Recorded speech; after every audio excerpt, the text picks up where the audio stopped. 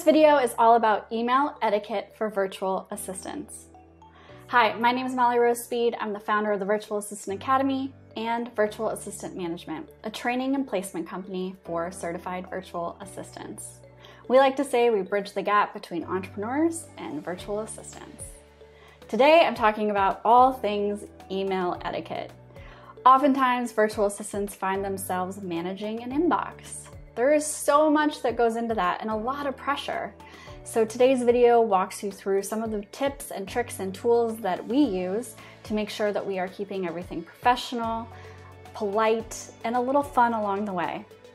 One of my biggest pet peeves is getting an email that doesn't say, "Hi Molly, hope you're having a great day.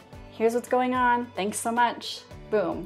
Instead, the emails just come across as, "I need this from you. Can you send this my way?" No thank you, no address. Think about that when you're in the inbox.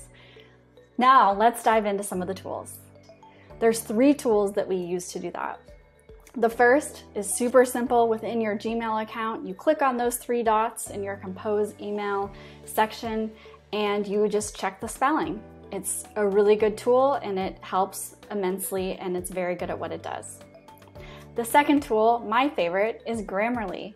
Grammarly is a third-party extension that can hook up to your Chrome account and it will edit anything and everything that I write, not only for spelling, but also for grammar, and it'll make suggestions on strengthening sentence structure. I use it really just about every day and it's pretty great. So if I have an email open, my Chrome extension is running in the background and I'll see my little Grammarly teal box popping up and I'm able to click on it and see the suggestions that it's making. It's that easy.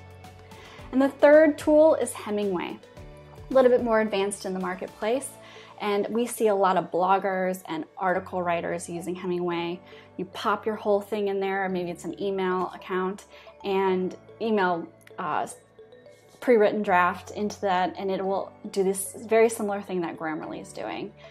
It is an amazing tool used by a lot of people, so I encourage you to check it out.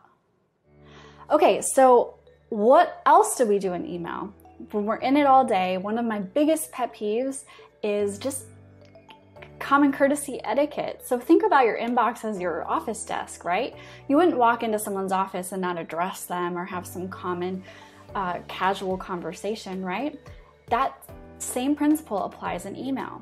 Of course, I'm not saying to write a whole bunch of stuff and make it really lengthy, but the simple aspect of saying, "Hi Susie, hope you're having a great day," and then get to it makes a huge difference. Okay, so let's talk about that, the greeting. The greeting is the first part of your email where you might say, "Susie, comma," and get into it. "Hi Susie," "Good morning Susie," "Good afternoon Susie," whatever it is, "Happy Friday Susie." That makes a huge difference. Make sure you use it. So many times I get emails and they don't address me and it doesn't make me feel good. The next part of the greeting is the second line, and I usually say, "Hi Susie, happy Friday," if it's Friday, or "Hi Susie, hope you're having a great day," and then I get into my email. Have you checked in on that document? Whatever it might be, just kind of think about that beginning portion of an email. The second part that I want you to think about is the the closing. The close is where you might say, "Thanks so much, I really appreciate your help," and sign your name.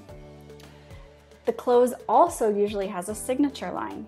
Some people might say you don't need to sign your name. My personal professional opinion is that you should. It just adds a little bit more of a personal touch and shows that they actually care enough to sign their name to the email and not allow the email responder to do it for them. So always say thank you if they're doing something for you. If you're going into the weekend, you might say, "Hey, have a great weekend," or "Enjoy your week ahead" if it's a Monday. "Thanks so much, Molly Rose." That makes a huge difference. And lastly, in the email, we want to talk about the body. You want to get to the point. I oftentimes use bullet points to organize my thoughts. I bold exactly where I need them to do an action item. So if I'm giving them some detail and there's an action item for them, not only do I say when I need it by, exactly what I need and who the owner is, but that I also bold. So it might say, "Please send me the revised document attached by Friday at noon." reach out if you have any questions. Thanks so much, Molly Rose. That makes a huge difference, and usually people do it when they see it bolded. They kind of remember things a little bit easier that way, especially when there's other things going on in the email. Okay, so we kind of talked about the grammar and importance of spelling, the ways and etiquette inside an email account, and lastly, we want to talk about talking in the voice of your client. How in the heck do you do this?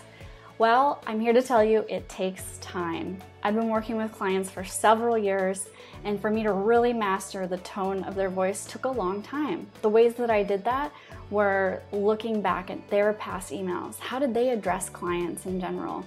How did they close out their accounts? How did they draft their emails? What kind of words did they use? What kind of punctuation did they use? People are very exclamation point heavy. Are they one of those?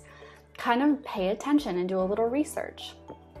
The next step I recommend is for your client to, write their drafts up for you, and then you can edit. So you get used to checking spelling and making sure everything's good, and you're also reading it over for them, so they're, you're not wasting their hourly rate time by doing research. You're actually kind of doing something that's value add for their business. And lastly, talk to your clients. So you need to use communication with your client as much as possible. It is key. So ask them, as I'm going to start responding to email for you, what is your preference? How do you like emails to be addressed and closed? What's the formatting? Kind of have that conversation with them. They might know exactly what they want. They might be all over the place on what they usually do and not care if you do, or they might want something very specific. Those are three different things. You want to make sure that you talk to them about that. So I hope this was helpful. Email etiquette is a huge deal, especially as we all go virtual and move away from offices and desks and being in person. And I just hope that you kind of take these tips into account, because it makes a huge difference in the online space.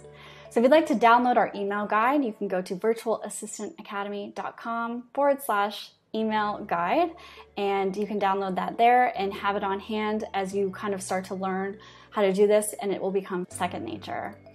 Would love for you to like and subscribe to my page, and I'll see you soon.